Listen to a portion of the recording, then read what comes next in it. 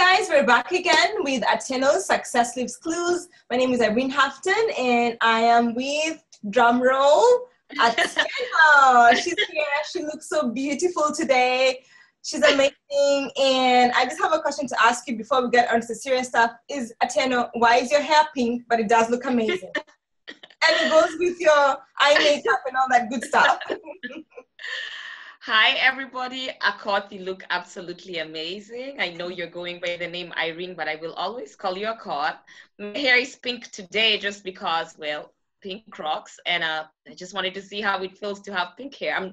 I'm going through a hair color phase. So, you know, it's just trying out things. And I like the pink hair, so that's what we did today. And it looks amazing. If only I had that courage to be like, yeah, for me it's all black all the way, ponytail, and I'm done. I'm good.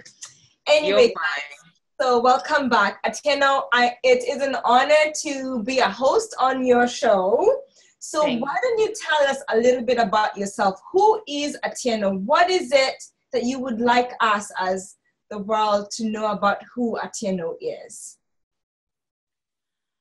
Atieno' is a person who 100% loves to operate from a place of joy, best I can. By thinking about my day, typically Atieno' is a fitness enthusiast. I like to start my day with prayer and a workout. And then during my regular 8 to 5, I am an SAP consultant. I do security. So that's the IT nerdy part of it. But I do listen to my music really loud. So I am part nerd, but part in the disco when I'm working. So I mix the two. Yes. In the evenings, I get back on my, my fitness journey, and I love to dance in the process. And also just, figuring out the fashion stuff of the Atieno'S African chest bit of it, and then work with the vendors in Kenya usually at night. Read as I have to, pray and, start the day over again, get ready for bed, take my shower, have my meals. But pretty much that's who Atieno' is in a nutshell, just based on how I, typically schedule my day. How is your typical day like for Atieno' on a regular work day? That would be your routine. What time do you wake up? What time do you sleep? How many hours of sleep do you normally have in a day? Because I know like your gym routines may go on for like maybe they're in the early morning, but what is your typical day like? My typical day, starts between 4:30 a.m. and 5 a.m. It just depends on what time I need to be at the gym at, what exactly I'm working, if I'm getting ready for a show or not. If I'm getting ready for a bodybuilding show, then, I put more time at the gym. If not, then, I'm a little bit more relaxed. So my typical day is pretty much cut out, set in slots of time. So there's, the prayer beat, the working out beat, the working beat, the PM cardio beat. Right. Then there's the rest, taking a nap, and then there's working with the vendors in Kenya because, well, Kenya is 8 hours or 7 hours ahead. Right. So it's typically, waiting for their morning and seeing what's happening, and then just interacting back and forth with them to see exactly, where the product is, what's happening, what's the new fashion thing, what are we working on. Some days are busier than others. When something is actively being worked on and they need my feedback, then I have to be very active with them. And sometimes it's not that crazy because they know what needs to happen. It's happening, and so we check on each other on a need to check on basis.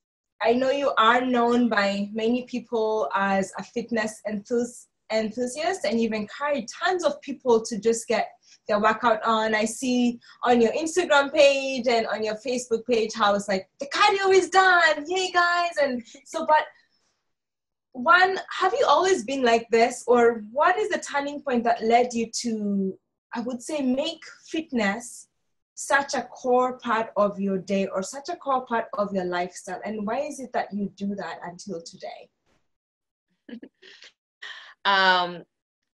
Silly story. I don't even know if I've actually told you this, but okay, so I was thinking about that earlier. I mean, I've thought about it and maybe just actually never voiced it.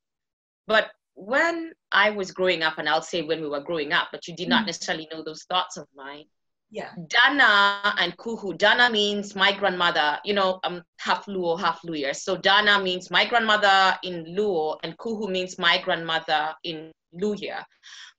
But they didn't know English. And in my head, I just figured that they knew a little bit, not like as much as we did. They knew a few words. Come on, let me, they knew some words. Yes. But I always thought that they knew English when they were kids and then they forgot. So I thought that in life, the older you get, then you forget things, So how am I tying this to fitness? Right. So I figured I've always been athletic. I've always liked to run. I've always liked to play. So tomboy kinda, and in high school I liked to run. In college, even when the girls were being pretty and all that, I was trying to be pretty too, but I was also in the sports team. So I've always liked that. But I always assumed that the older I got, I would be unable to do things. Just like I thought, my grandmothers forgot English, so we should get slower, we should get, kind of tone things down. Yeah. So fitness became a corporate. Fitness really has always been in my life, but not at a competitive bodybuilding level. Mm-hmm. But it became very core when I went and started working out, and I'll say with a Rock Shabazz, and did it as a daily routine, and saw how it changed, just my life based on discipline and commitment. And that was just regular working out. But it really became core when I started competing. The discipline that has to go into a competition and the commitment is so amazing. And I took that and put it and applied it to my daily life. So I lived my life and was doing things on a regular. But once I competed, I understood what putting 120% in something meant. Okay. And I saw how it could give results 100%. So what I do now is just apply the principles that I apply to my competitive life when I get on stage to everything else in life. And usually it kind of does breed similar results, because if you give something 120% and you have tunnel vision and you're honestly not joking about it, and then you are confident in yourself, chances are very high that you will get results. Oh, wow. Wow. Thanks for sharing that. So it seems like the fitness journey has kind of shaped your character, even your attitude towards life, where it's like, hey, guys, if you would like to get something and you put in the effort to achieve it, then you will get it. But you do need to put in the effort, and not just one day, but it seems like it has to be consistent. Am I correct in saying that? Correct. And one of the things that I will say fitness does is it gives you a sense of discipline. Mm-hmm. So why is somebody then able to achieve so many other things in their life? Right. It's because you have to cut out nonsense. A lot of the times we have so much room for nonsense that we are not able to achieve our goals because we let things distract us. Mm-hmm. Now, if you're trying to get on stage, if you truly want to get on stage, you have to learn the art of saying, you know what, I don't care what's happening there. Are you on fire? And my question was always when I was getting on stage, are you on fire? And even if you're on fire, how hot is your fire? Like, can I put you out next week? Because I really got to get on this stage. Right. And honestly, like, it's like, and like, Atieno, even my mom knows, I'm like, Mommy, I'm doing my cardio now. I am not joking. But when I saw the results of like, I'm not joking, people, leave me alone. I have to get this. Once you figure out your goal and start tunnel visioning your goals and say, listen, I don't want to hear about it. This is what I'm doing in this particular amount of time. Right. And I got to get it done. If there's no one on fire, then I'm just not doing it until you start, looking at your goals. I mean, and I'm not saying that do not make time for people. Right. It's just that at some points in your life when things are do or die, yes. The art of learning to do or die, no matter what, to ensure you've achieved your goal. Once you put that into place, chances are so high. And then also the art of learning to understand what noise and not caring about it, because getting ready for the stage is crazy. Mm-hmm. So sometimes you think, oh, I did everything and my body's looking right. Well, apparently this week you did everything and you're not good enough. So it's also understanding facing rejection head on, and still walking through and saying, you know what, okay, I did my part. It's not showing yet, but I'm not stopping. Because a lot of times people are like, yeah, I gotta know. I don't know. But I don't really look at a no as like, oh, it's never going to happen. I'm like, oh, you just need me to tell you in another way why we have to do this. So I'm like, when I have an idea, we're doing it. It's just that you don't like how I've told you right now. So, okay, let me figure out how to tell you next week why we must do this. Oh, you don't like it next week? Okay, let me package it with a ribbon. This is why we must do this. And that's just how I live my life.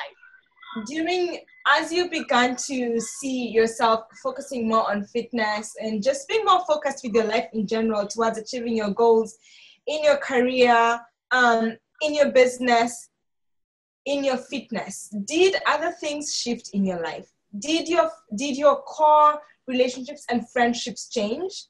Did the type of books you read change? What are some of the habits that you noticed changed to where it influenced you positively to build up those core areas of your life?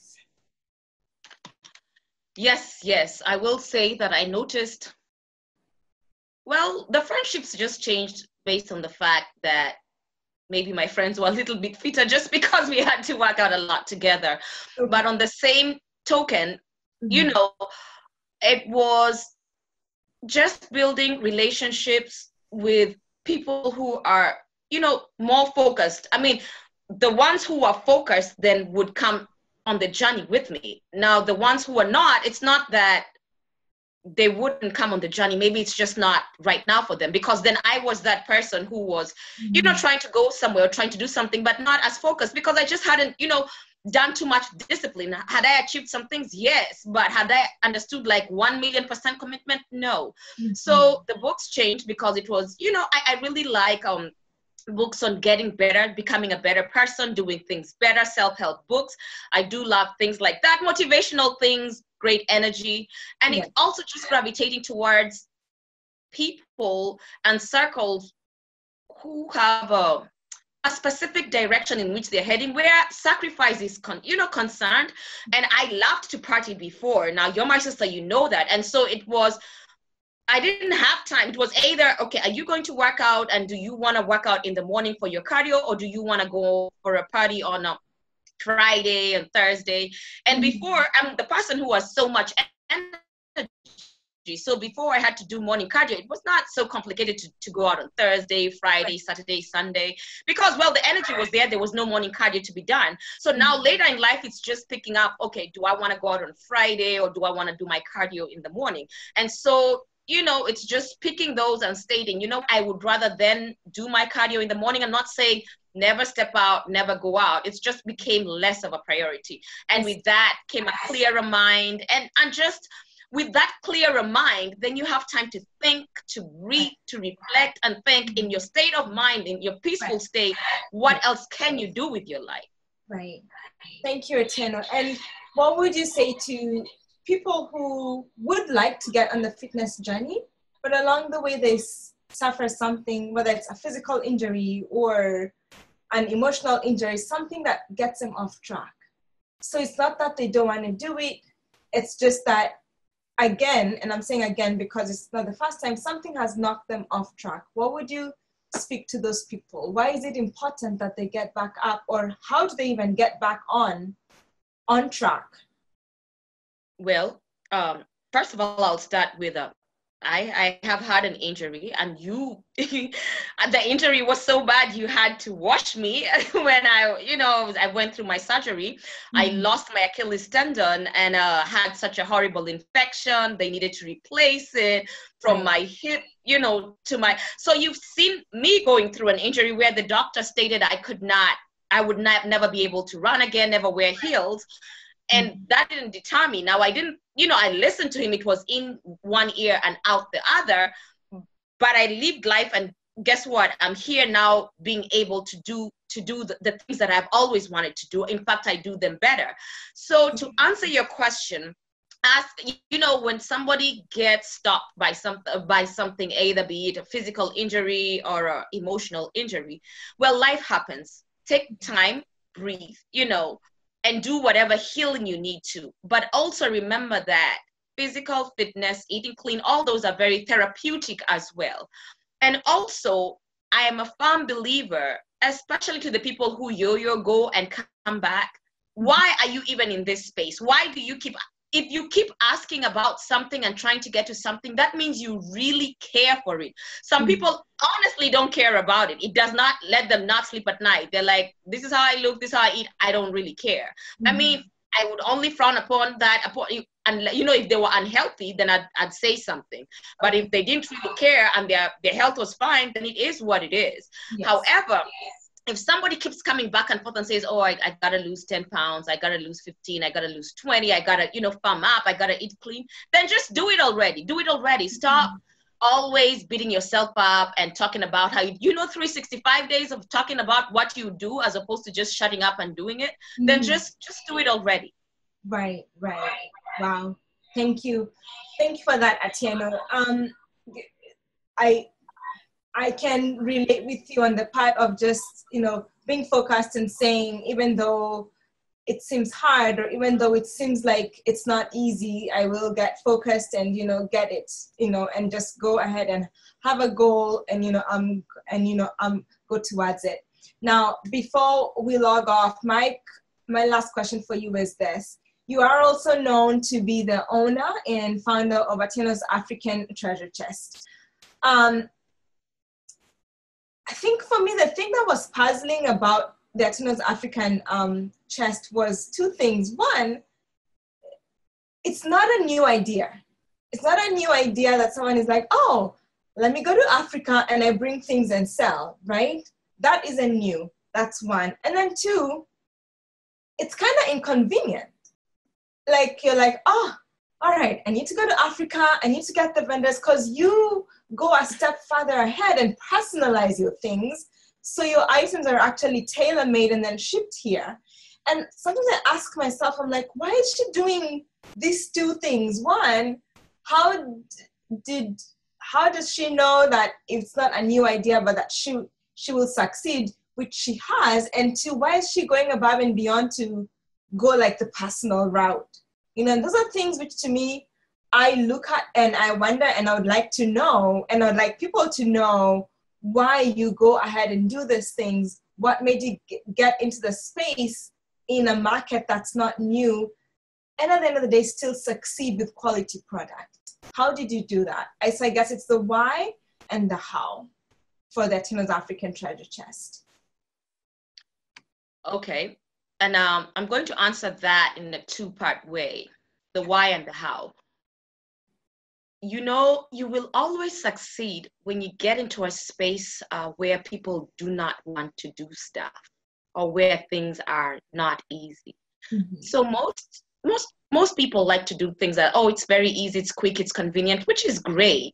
But one of the reasons I like the fitness route is because also many people don't like to do it, you know. So if I was looking to succeed in that space, then the competition is less. Like, so yes, there is competition in that space, but it's not the whole world trying to sit there. It's just that percentage, because it is inconvenient. You have to get up maybe early or sleep late. You have to sacrifice what you eat. You have to get to the gym. You have to sacrifice sometimes times with friends. You just have to sacrifice. And so goes with anything. So with Atieno'S African Treasure Chest, one thing I like fashion. Like, I'll look at something and say, I think we should do this, that, and the other, and put spice. So in personalizing it, it's just looking at somebody's personality and saying, we need to dress you for who you are, because everyone is an individual. Just because I'm in pink hair because, hey, I think I look great in pink hair, but by the time I put pink hair on you, Irene, I mean, I would try and convince you though, just because you're my sister, but chances are that it's not your thing, and that is fine. So when I'm designing something for you, it would be like, okay, I need a cause to feel confident and to feel like she got it, but what is her personality? So when you start to personalize it, it's like, okay, when I add this and I do this and I do this, then this brings out this flair. So that is why I go that extra route. It's not like, oh, okay, we have shirts. I mean, well, there's some shirts that are just standard shirts. Everyone wants to wear them. That's fine. However, it's like, no, I want you to be like, dang, I feel good. I feel good. I look good. And by studying people's personalities and knowing what makes them tick. And I told you I operate from a place of joy. Right. There's nothing as great as when you send something to somebody and they're screaming and you know, oh my God. And it's all, you know, all sorts of personalities. But Yeah. when a client is screaming that they got the stuff that has set their heart on fire, I'm Right. always so happy for them. Always so happy. That's great. Wow. Thank you, Tina. Well, you definitely are a force in the field of fashion and fitness, and I am pretty sure that is not the end of your skills, and we'll be seeing a lot more of you in different forums, both locally and globally. As your sister, it's an honor to know you, have known you for the past 18 years of our lives.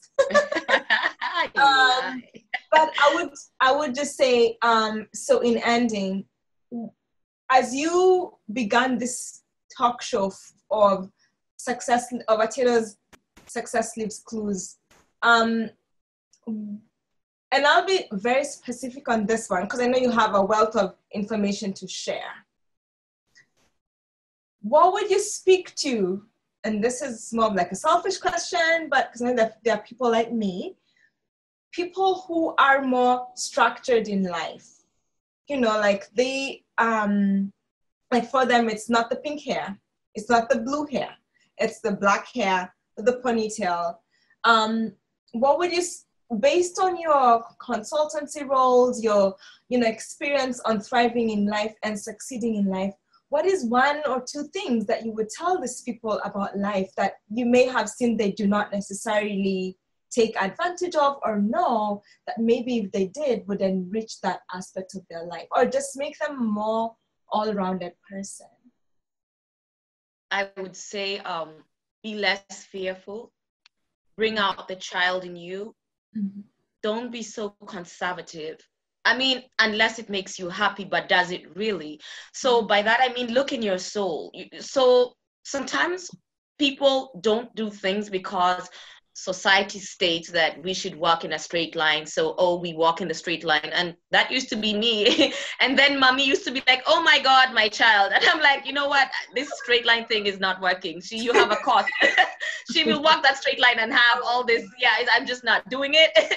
And so what I'll say for the structured ones, break the rules a little bit. It's not going to be the end of the world. But yes, the only reason is if you want to break them. But ask yourself deep down inside, like, does it really have to be this route? You know, does it have to really be in a box?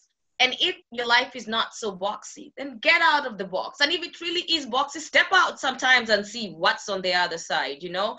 And for the ones who are so outside, have you ever met with the boxy people and do you get a chance to interact? For me, you know that I have friends all over. You know, I'll have the boxy ones, the ones I have shocked you. You're like, wait, what? How is that person your friend? And I'm like, they're really cool. You know, on each side, you're like, I don't even know how. You know, so it's just, first of all, in understanding humanity, and two, just breathe a little bit. You know, it's okay to leave a little bit on the wild side, and for the ones who are always on the wild side, it's okay to just take me down sometimes.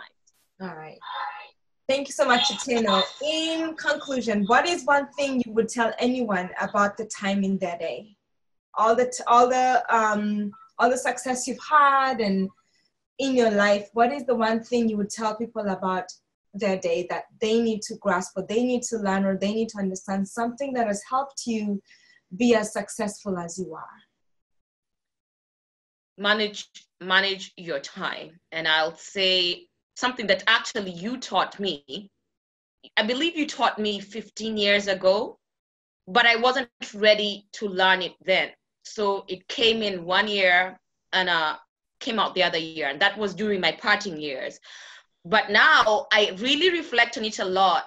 And you stated that if you always have time to do what other people want you to do, something is wrong with that. Something is definitely wrong with that, because you're building other people's dream and you're not building your own dream. If somebody says, oh, let's go have coffee. All right. Oh, let's go have lunch. All right. Oh, let's go have this drink. Okay. Oh, let's go to the gym. Even positive. If you always have time and you're not asking people either want to do stuff with you, or there's no time, you'll be like, oh no, I'm busy between 8 to 4. Right. You know, I can do it with you at 5. Then something is wrong. You cannot always have time to do what other people want. What are you doing for yourself? What are you doing for yourself? What did you wake up that day and decided, this is what I'm going to achieve? Okay. Now, if there's an emergency, that's one thing. But if there's no structure to your day, that's a problem, because that means there's no structure to your next 3 days, there's no structure to your week, there's no structure to your month, there's no structure to your quarter, there's no structure to your year. When you turn around, what have you really been doing? I mean, you turn around and say, oh, my friend did that, my friend did that. What did you do? So if you always have time for other people, something is wrong with that. Okay. Thank you, Atieno. And finally, with regards to your younger self, what would you tell a younger Atieno about friendships? A younger Atieno about friendships. So let's say Atieno maybe 10 years ago. So I'm 40 now, so 30-year-old Atieno. Right. Yes, about friendships. I would state that loyalty is key. Honesty is key. Authenticity is absolutely phenomenal and really real. So with your friendships, make sure you, first of all, are authentic in yourself. You are just who you are, and you should be able to let your friends know who you are. So you may not have one friend who can take all bits of you, and that is absolutely fine, so long as you're real. And in those friendships, that friend does not have to be the all-around friend. But when you are with them in that space of who they are to you and you to them, it is key to be authentic and to be real. And I would tell my younger version that I think sometimes when we were younger, we just, first of all, thought one friend was the one who could be a friend for everything. And so now you don't get it when this friend doesn't get that. Well, that's just not who they are. Why do you expect them to understand it? They will never understand it. So right. As you grow older, it's learning different friends, different things. Authenticity is key, honesty is key. And when you learn yourself, so it also starts with you, because a relationship is not made of one person. So when it starts with your honesty, your pureness, your authenticity, then you're able to reflect and vibrate. And also the gift of discernment. So look at things, you know, people will tell you something, but what are they doing? So pay attention to the actions, because we always have words, that's okay. But what are these people doing around you? You know, the energy and stuff like that. Pay attention. And also, many times we like to blame maybe outside forces. Oh, my friend is like this, all this, but who are you? You know, start with you. Are you the friend that you want your friend to be? Now, if you're not, then check yourself. Start with being the person that you want other people to be, and then pray that you get that back in return from them. And if you don't, then it's okay to love them from a distance, or just not even to be in each other's lives. That does not mean that the friendship will never be together, because people have times within which they grow. Because I have been different people over the years. Sometimes I was that friend that you wanted to be with, and other times I look at myself and I'm like, who was I? Wow. So sometimes it's in giving people space to go through whatever they're going through, that moment where you're like, what is going on in your life? And then sometimes it's like, yes, I can get with this girl, you know, and learning that, you know, life happens, and sometimes you give people space when they need the space. And then doesn't mean that you don't encourage, but it doesn't mean that you have to do it. You know what I mean? If your friend is going through something that's destructive, you can encourage from a distance, but just don't be part of it necessarily, but pull them out of a hole if they need to. And the gift of discernment. Wow. Thank you, Jackie. It's been amazing. It's been amazing interviewing you. I think one thing that I have taken away from this, among others, is just be comfortable evolving into the person you are becoming. Be comfortable in that, because in every season there is always something that you can glean out of to take you to where you are going to. But also hard work is key. But I think just I would say just for me, the main thing is be comfortable evolving, and in saying no, in saying yes, in appreciating who you are, but also having that goal to say, if I'm supposed to get there tomorrow, I can't be doing this now, and I need to shift this, or I need to do this or do the other. So Jackie, thank you. Atieno, thank you. Atieno or Jackie. It's been an honor interviewing you as your sister. I know you have a ton of handles out there. Would you like to share those with us before we log off for the show? Any of your social media handles? Yes, I would like to. On Facebook, you can reach me at Atieno Ayegba Okech, or you can reach me at Atieno's African Treasure Chest meets Brio's African Market. There's also Fit Dressed by Atieno. On Instagram, you can find me on the same handle. So Atieno Ayegba Okech, Atieno's African Treasure Chest, or AATC Fit Dressed by Atieno. And pretty much that's how you can find me. Thank you, Atieno. It's been amazing interviewing you. You're an amazing, phenomenal sister, daughter, woman, lady, friend, and thank you for all the clues that you have left for us in this interview. And we wish you nothing. I wish you nothing but the very, very, very best. And may all your dreams come true in the gentlest of ways.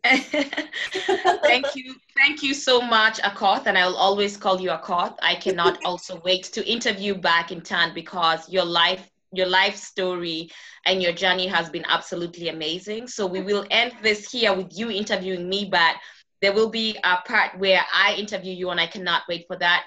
Thank you for this phenomenal interview. Thank you for the time. I have totally enjoyed it. Thank you for also helping me discover myself based on the questions that you asked and some of the answers that I gave. I learned something about myself today, and I learned stuff about you too. So thank you very much. You're most welcome. Bye, Atieno. Bye. Thank you. Take care.